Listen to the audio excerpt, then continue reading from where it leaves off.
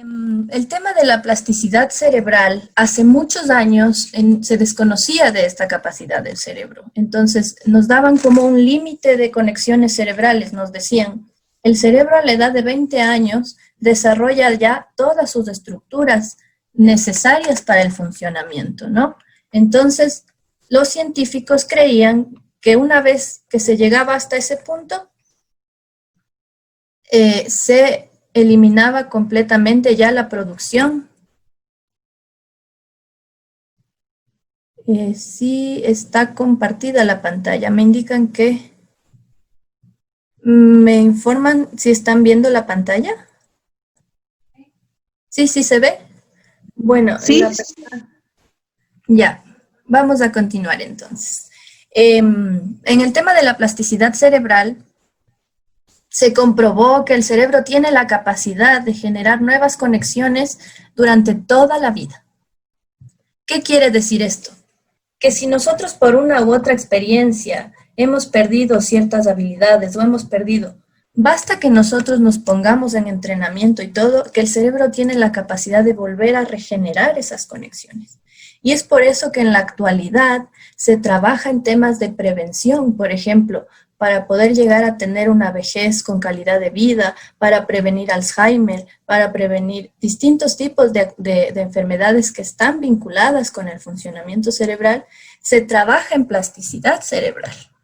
Porque los profesionales somos conscientes de que todo cerebro tiene la capacidad de regenerarse y reestructurarse y generar nuevas conexiones. En los temas que vamos a ver próximamente vamos a estudiar mejor cómo podemos incentivar este gimnasio cerebral, que es como le conocemos. Es poner a entrenar la mente. Otro concepto que también es relativamente nuevo es la neurodiversidad. Esto surge a partir de todos estos temas que estamos viendo hoy de derechos humanos, en donde se habla de que somos diversos en muchos aspectos. Entonces, en el ámbito del cerebro, de la mente, los profesionales también empezaron a cuestionarse y decir, bueno, entonces, ¿por qué no pensar que también hay una diversidad a nivel cerebral? Hemos encontrado personas que desarrollan cierto tipo de patologías o cierto tipo de trastornos. Entonces, su cerebro no es igual que el de todos. Entonces, la neurodiversidad nos ha permitido saber trabajar de una manera específica a la necesidad de la persona.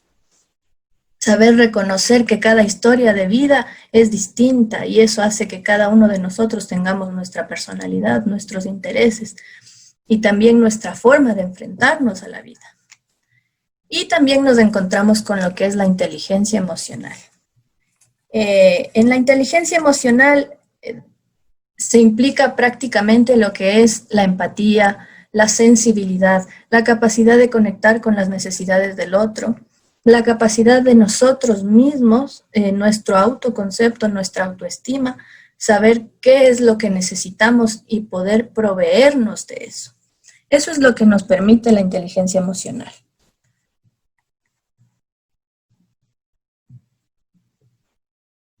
Ya.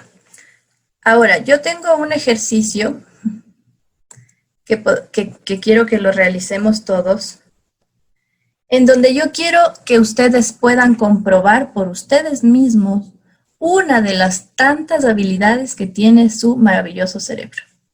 Así que les voy a pedir de favor que yo también voy a hacer la actividad junto con ustedes, vamos a leer este texto en voz baja, o sea, solo como un recorrido visual que hacemos para poder comprobar, como les digo, las capacidades que tenemos a nivel cerebral. Así que vamos a empezar. Si está clara la explicación, entonces les recuerdo, no vamos a leerlo en voz alta, sino únicamente haciendo como un barrido con la vista. Entonces podemos empezar ya en 3, 2, 1. Por favor, cuando finalicen, me levantan la mano o me escriben en el chat para yo saber si ya lograron leer el texto.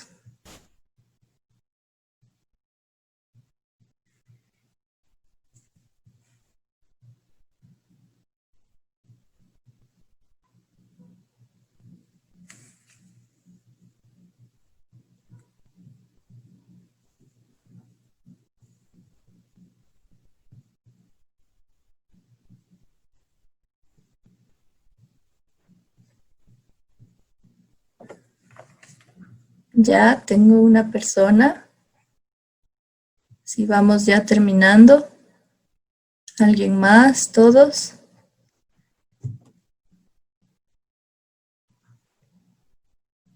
¿Sí?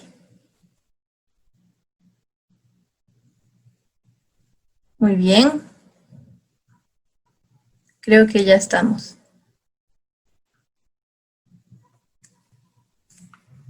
Ay, perdón. Todavía no. Bueno, ahora me gustaría, no sé si una persona que está en la sala quisiera hacer la participación para hacer una lectura en cambio en voz alta. Listo. Muchas gracias. ¿Lo empiezo nomás? Sí, sí, por favor. Dice, según un estudio de la Universidad Inglesa, no importa el orden en que las letras estén escritas. La única cosa importante es que la primera y la última letra estén escritas en la posición correcta. El rastreo puede estar, el resto pueden estar totalmente mal y aún podrás leerlo sin problemas. Esto es porque no leemos cada letra por sí misma, sino la palabra como un todo. Muchísimas gracias por su participación. Ahora, quisiera que me diga su experiencia personal. ¿Cómo le resultó más sencillo el texto? ¿De manera recorrida o en voz alta?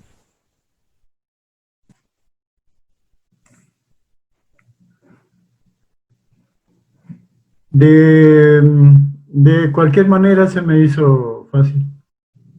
Muy bien, muy bien. Aquí nosotros tenemos una prueba de que el cerebro tiene la capacidad de, a través de estas conexiones que yo les explicaba, guarda información que le permite en un futuro deducir. Entonces ya no necesita tener todo en el mismo orden o en el mismo aspecto para poder entender, porque también leemos en cuanto a contexto. Entonces nos damos cuenta cuando estamos cometiendo un error porque lo que estamos diciendo ya no tiene mucho sentido. Entonces todo eso lo realiza nuestro cerebro. Así que bueno, agradezco mucho por la participación y vamos a continuar. Ahora, cuando nosotros conocemos a una persona o nos vemos a nosotros mismos también, lo que en realidad estamos percibiendo es la punta del iceberg, que puede ser el comportamiento humano, las actitudes que tenga la persona, las acciones que vemos que realiza, la forma en cómo toma decisiones. En la toma de decisiones está las parejas que vemos que tiene, la profesión a la que se dedica, bueno, en general, ¿no? La toma de decisiones. Podemos evidenciar a veces también sus habilidades, sus talentos, en qué se desenvuelve mejor. Podemos también ver de cierta manera desde nuestra percepción sus oportunidades, y esto también evaluamos de nosotros mismos. Estamos enfocados en ver cuáles son las oportunidades que tenemos, nuestros intereses personales. Pero ¿qué hay detrás de todo esto que influye en el estilo de vida que la persona lleva? Podemos encontrar la motivación personal, que va a depender mucho de la historia de vida de la persona, de sus herramientas para poder enfrentar la vida. Vamos a encontrar sus debilidades, sus fortalezas. Vamos a encontrar que existen pensamientos que pueden ser de tipo irracionales o de tipo racionales. En este caso, los pensamientos irracionales son los pensamientos que no tienen un fundamento lógico o un fundamento racional, como se dice, ¿no? Entonces, a veces podemos sentirnos atemorizados por una situación que realmente en la que no nos encontramos en una situación de peligro. Pero nuestra mente nos pone en alerta y nos hace realmente experimentar todo lo que experimenta el cuerpo cuando está en peligro. Esto se ha podido comprobar en distintos estudios que se ha realizado, en donde, por ejemplo, les voy a hablar en el caso del tema del maltrato infantil. Un niño que es víctima frecuentemente de maltrato en el ámbito intrafamiliar, tiene la experiencia como la misma experiencia que tiene una persona en medio del bosque que se enfrenta a un oso gigante, es la experiencia que tiene el niño que vive en un ambiente de maltrato intrafamiliar. Entonces se ha comprobado que el cuerpo, y como les decía, nuestra mente es tan inteligente y es creada de tal forma que reacciona cuando se siente en peligro. Entonces se nos acelera el pulso, empezamos a presentar sudoración, empezamos a experimentar cambios a nivel fisiológico que nos preparan para enfrentarnos a ese problema. Pero ¿qué pasa cuando realmente no hay un problema real? ¿Qué pasa cuando nuestra mente, a raíz de una experiencia traumática o a raíz de una circunstancia adversa, ha creado esta defensa y está constantemente activándose como si tuviera que enfrentarse a un oso gigante? Ahí es cuando empezamos a presentar ya situaciones de salud, porque está habiendo un desbalance en nuestra respuesta frente a los inconvenientes. Entonces, esto también está muy relacionado con los niveles de estrés que empieza a generar el cuerpo. Y bueno, esto ya es un tema que lo veremos más adelante. Si les llega a interesar, podríamos preparar algo específicamente al respecto. Pero lo que yo quería aclarar de por qué escogí este tema del iceberg es que me gustaría hacer un poco de conciencia en que entendamos que detrás de nuestras acciones, detrás de nuestras decisiones, detrás de nuestras habilidades, detrás de todo eso que está dentro de nuestro campo visual, se podría decir, nosotros tenemos una cantidad de situaciones que sostienen este iceberg, que sostienen nuestro estilo de vida, que sostienen las decisiones que tomamos. Y somos más capaces de tener control sobre lo que está debajo de la punta mientras más conciencia adquiramos de esto. Si nosotros tenemos el valor de reconocer nuestras debilidades, podemos trabajar en ellas. Si nosotros tenemos también la capacidad de identificar nuestras fortalezas, podemos potencializarlas. Si nosotros somos capaces de decir, de identificar cómo está nuestra motivación, podemos tomar acciones que nos beneficien mentalmente para poder incentivar más nuestra motivación. Si nosotros hemos tenido deficiencias en nuestro modelo de crianza, también podemos hacernos conscientes de eso y trabajar en esas deficiencias, trabajar en esas debilidades, asumir nuestra responsabilidad de la vida, crear nuevos hábitos. Aquí creo que no se ve muy bien, pero por acá abajo tenemos la palabra resiliencia, que es la capacidad que tiene el ser humano de adaptarse a nuevas circunstancias. Entonces, mientras más conscientes nosotros seamos de todo lo que está debajo, tenemos mayor capacidad de cambio. Ahora, aquí radica la importancia del proceso terapéutico. Yo no les estoy diciendo que yo hice esta reunión para que toditos vayan corriendo a terapia, sino que sí me parece importante aclarar para que ustedes sean más conscientes en las decisiones que toman y que sepan que el único espacio profesional en el que ustedes van a poder, en el caso de que tengan cierta dificultad o les cueste un poco identificar cuáles son sus debilidades o cuáles son sus fortalezas también, porque a veces llegamos con una autoestima muy destrozada. Entonces, el espacio apropiado para esto es el espacio terapéutico, porque es el único espacio profesional en el que usted va a trabajar en usted, personalmente, como individuo, en base a sus necesidades y en base a sus aspiraciones personales. Ahora, aquí entra mucho el tema de la libertad de elección, que era lo que yo les comentaba. En todo esto que estamos hablando, la importancia de nosotros sentirnos libres de decidir. Uno de los psicólogos, psiquiatras que acuñó este término con mucha fuerza y que le dio un sentido que sinceramente para mí es invaluable, es el psiquiatra Viktor Frankl. Yo les invito a leer un poco más sobre él. Tiene un libro que la verdad yo lo recomiendo mucho, que es El hombre en busca de sentido, en donde él, ahora, ¿qué dice él acerca de la libertad de elección? Aquí nos dice: las circunstancias externas pueden despojarnos de todo, menos de una cosa: la libertad de elegir cómo responder a esas circunstancias. Esto forma parte de la logoterapia que él fundó, que es una técnica terapéutica con la que trabajan muchos profesionales, en donde se enfoca en el sentido, en la búsqueda del sentido de la existencia.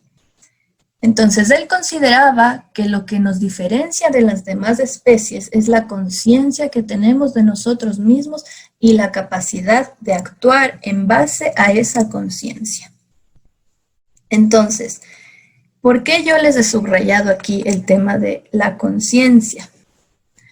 Porque, como les indicaba antes en el iceberg, es a partir de esta adquisición de esta conciencia, de ser conscientes de nuestra conciencia, que tenemos mayor capacidad de acción frente a las circunstancias que nos rodean. Entonces, respondemos a un estímulo de una forma distinta a la que nos proponen nuestros instintos, que son estructuras primitivas con las que contamos y que también nos permiten a nosotros sobrevivir porque nos protegen de peligros. Pero también nuestro cerebro ya ha ido desarrollando otro tipo de habilidades que nos permiten ser más conscientes y más racionales en cuanto a nuestras acciones. Aquí también entra mucho lo que es el sistema de creencias.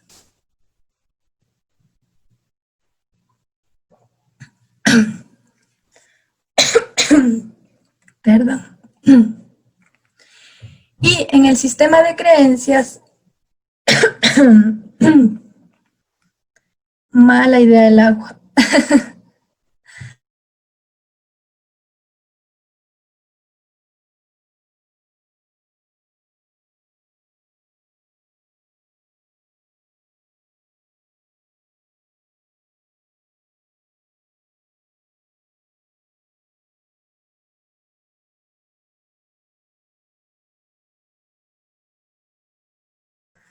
Ya, continuemos. Mil disculpas. Cosas de humanos. Les hablaba del sistema de creencias. A veces confundimos mucho y creemos que, bueno, sistemas de creencias estamos hablando netamente del ámbito religioso.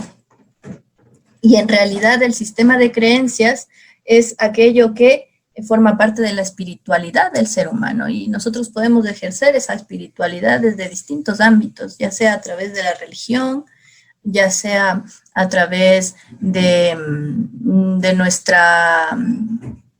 nuestro ámbito humano en sí, o sea, realizando actividades que nos permitan conectar más con nuestro cuerpo, con nuestra mente. Bueno, ese es también un ámbito bastante extenso. Entonces, esto también influye en la forma en cómo el ser humano, cómo esa persona va a percibir el mundo. Por eso es importante cuidar lo que escuchamos, lo que leemos, lo que compartimos con otros. Es importante cuidar las personas de las que nos rodeamos, porque ellos también van a formar parte de nuestro sistema de creencias. Se ha determinado también que con el tiempo nosotros vamos a convertirnos en las personas con las que nos relacionamos mayormente. Vamos a ir interiorizando todo lo que esas personas también tienen en su sistema de creencias. Entonces, ahora, ¿por qué estaba esto de que si la libertad de elección realmente es un superpoder? ¿Por qué? Porque si nosotros no tenemos responsabilidad junto con esa libertad,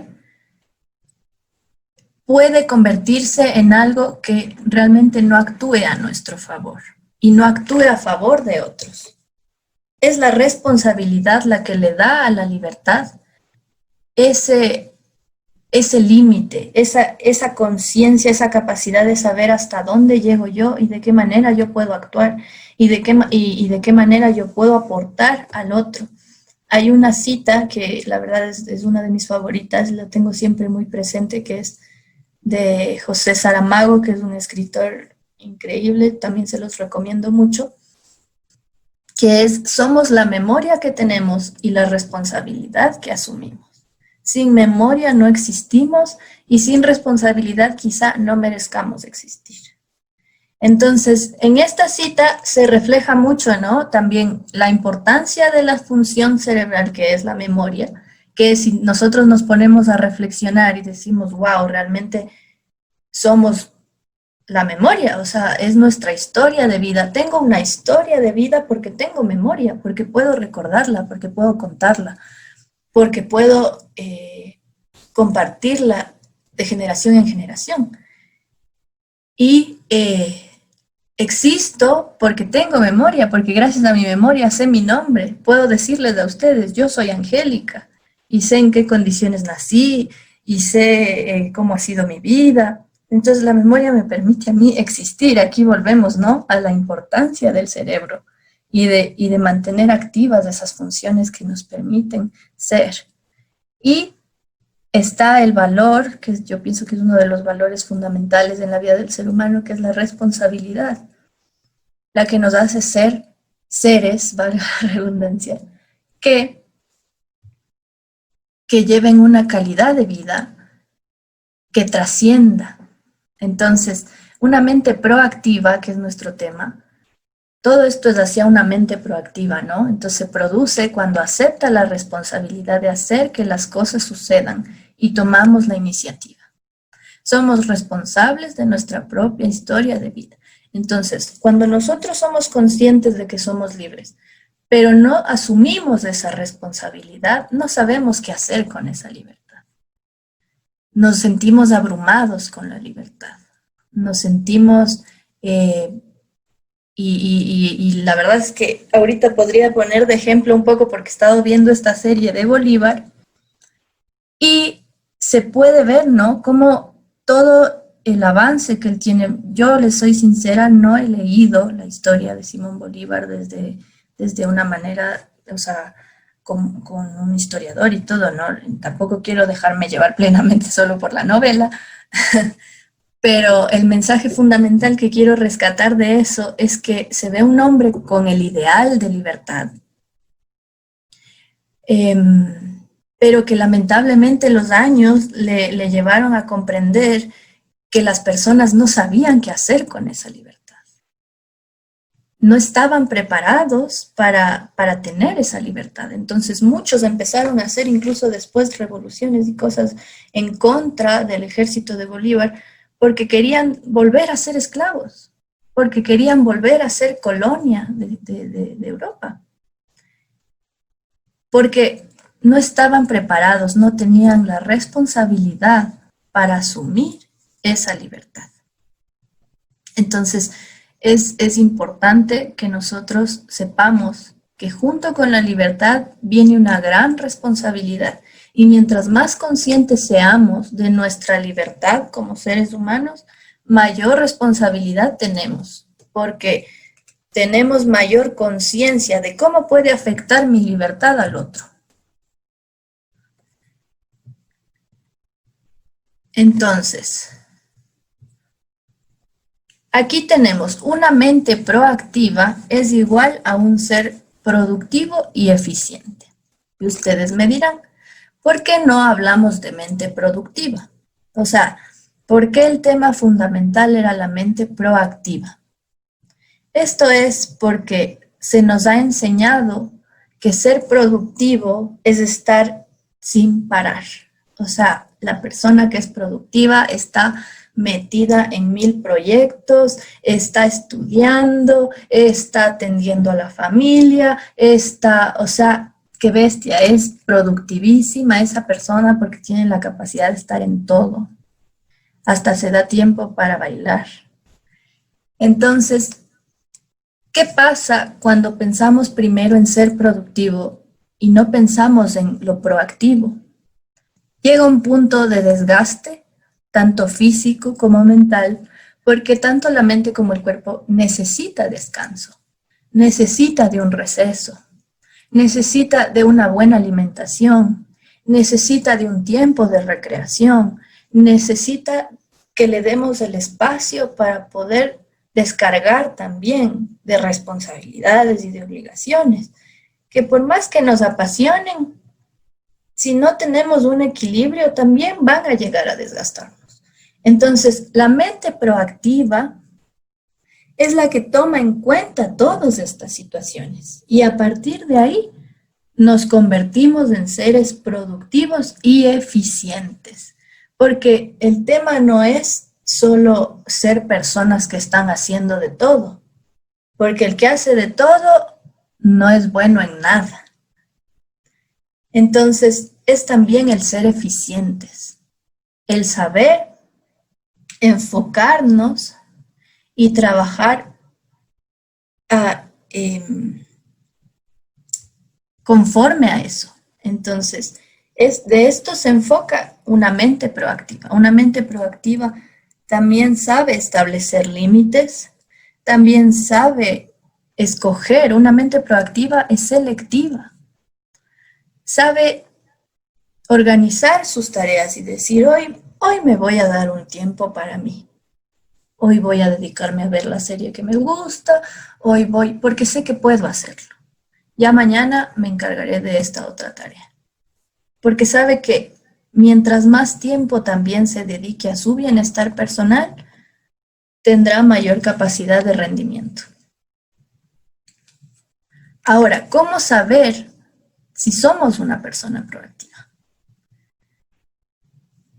La persona proactiva entiende que tiene la capacidad de dirigir su vida. Entonces, primeramente asume la responsabilidad y es consciente de que lo que está viviendo es lo que ha escogido vivir. Incluso si no lo percibe de esa manera.